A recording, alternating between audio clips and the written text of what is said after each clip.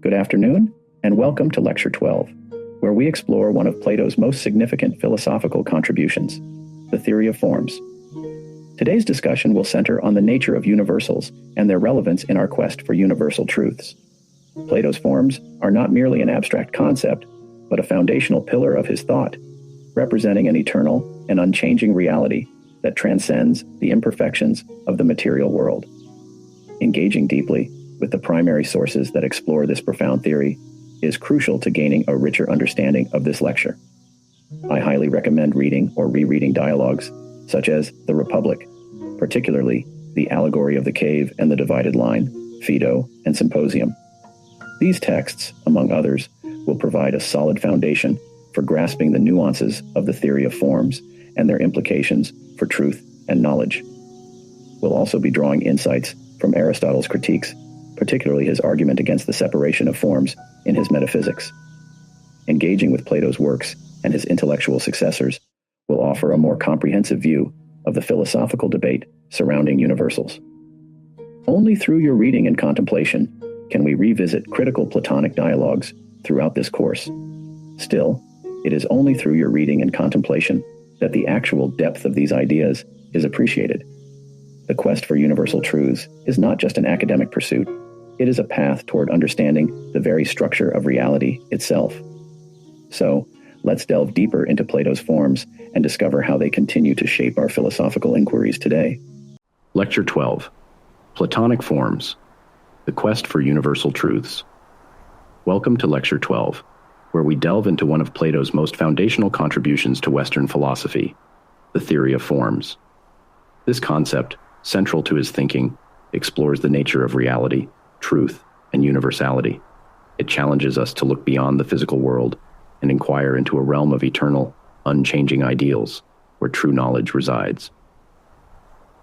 Introduction: The problem of universals. To understand Plato's theory of forms, we must first grapple with a fundamental philosophical problem: the issue of universals. Universals are qualities or properties that many particular objects share. For instance, when we think of beauty, we recognize it in various forms: a beautiful painting, a beautiful sunset, or even a beautiful person. But what is this beauty that is present in each instance?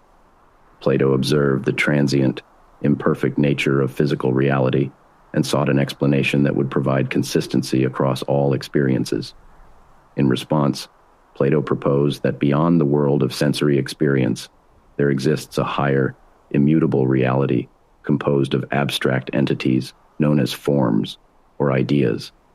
These forms represent the true essence of things, their perfect and eternal nature, uncorrupted by the imperfections of the material world. According to Plato, the objects we perceive in our everyday lives are merely shadows or reflections of these ideal forms. He explains this most famously in The Republic, 507b, 509b, where he likens people to prisoners in a cave mistaking shadows for reality. In the same way, we are often deceived into thinking that the material world is the true reality, when it is, in fact, a pale imitation of the eternal world of forms. The divided line: the journey from perception to knowledge.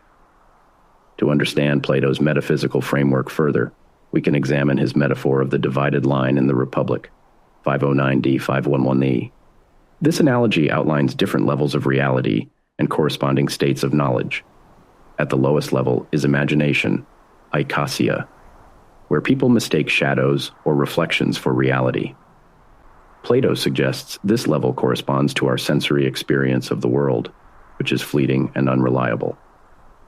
The next level, belief, pistis, reflects an understanding of physical objects, though still without insight into their deeper nature. As we ascend the divided line, we enter the realm of the intelligible, beginning with thought, dianoia, which involves abstract reasoning, but still relies on assumptions, such as in geometry or mathematics. The highest form of knowledge is intellect, noesis, where we apprehend the forms directly, without the need for any assumptions. Here, we see reality as it truly is, perfect, eternal, and unchanging. In this sense, Knowledge of the forms is not just a cognitive achievement, but a moral one, for it enables us to align our lives with the highest principles of truth and justice. This analogy underscores that true knowledge cannot come from the senses alone. To truly know something is to know its form, which can only be achieved through reason and philosophical contemplation. While physical objects are subject to change and decay, the forms are eternal and imperishable, representing the highest level of reality. The allegory of the cave, escaping the illusion of the senses. One of the most famous illustrations of Plato's metaphysics comes from the allegory of the cave, 514a, 520a, in the Republic. In this allegory, Plato describes a group of prisoners who have been chained in a cave their entire lives, facing a wall where shadows are cast by objects passing in front of a fire behind them. These prisoners take the shadows to be the only reality, as it is all they have ever known. However, one prisoner escapes the cave, and after initially being blinded by the sunlight, he gradually comes to understand the true nature of reality, the world outside the cave, illuminated by the sun. The sun in the allegory represents the form of the good, the ultimate principle that illuminates all other forms and makes knowledge possible. As the escaped prisoner comes to see the world as it truly is, he realizes that the shadows on the cave wall were mere illusions. Plato argues that most people live in a state of ignorance, mistaking the fleeting appearances of the material world for true reality. Only through philosophical inquiry can we escape the cave and come to understand the eternal truths represented by the forms. This allegory illustrates that the forms are not just abstract concepts, but the very source of intelligibility and value in the world. Without the form of beauty, for example, we would not recognize anything as beautiful. Without the form of justice, we would have no basis for judging acts as just or unjust. The forms give structure and meaning to the world, and understanding them is essential for leading a good and fulfilling life. The form of the good, the pinnacle of Plato's ontology. At the center of Plato's theory of forms is the form of the good, which he discusses in the Republic, 508e, 509c. According to Plato, the form of the good is the highest and most important of all forms, because it is the source of all other forms and of all knowledge.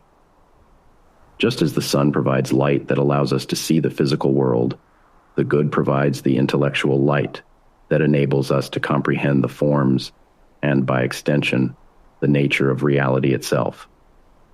However, Plato is elusive about the exact nature of the good, suggesting that it is beyond human comprehension. He compares it to the sun in that, while we can see the effects of the sun, light, warmth, and growth, we cannot look directly at the sun itself without being blinded. Similarly, while we can understand the effects of the good, truth, beauty, justice, we cannot fully grasp its nature through ordinary thought or perception. The good represents the ultimate goal of philosophical inquiry, to move beyond the realm of appearances and comprehend the ultimate principle that gives order and purpose to the universe. As Plato writes in the Republic, 517 BC, the philosopher who knows the good will act wisely and justly, whether in private or public life, for they have aligned themselves with the highest truths of existence.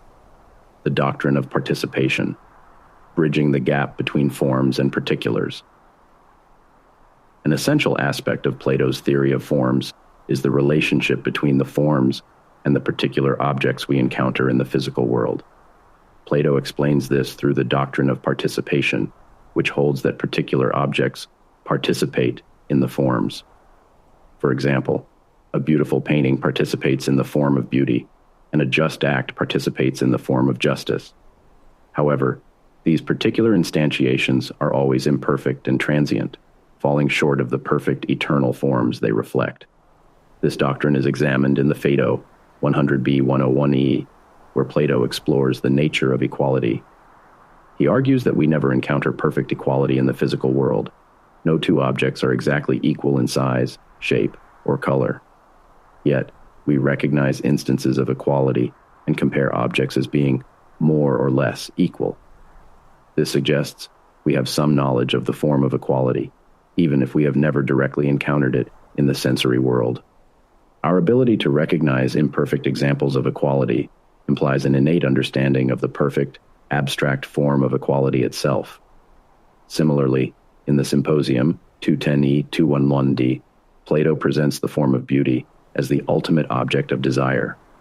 Through the character of Diotima, he describes how love begins with an attraction to particular beautiful bodies, but eventually progresses to a love of beauty in all its forms, culminating in the realization of beauty itself, which is eternal and unchanging.